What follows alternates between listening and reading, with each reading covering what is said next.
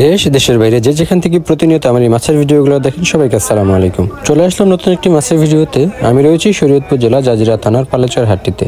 Padma bridge থেকে শরীয়তপুরের রাস্তায় কাজিরহাট নতুন বাস স্ট্যান্ড নেমে ভ্যান অথবা অটোতে করে এই পালাচর হাটটিতে আসা যায়। এই হাটটি সকাল 6টা এবং দুপুর 2টা সপ্তাহে 7 দিনই মিলে থাকে। এখানকার স্থানীয় জেলেরা পদ্মা থেকে বিভিন্ন রকমের তাজা মাছ ধরে নিলামের মাধ্যমে এই হাটটিতে বিক্রি করে থাকে।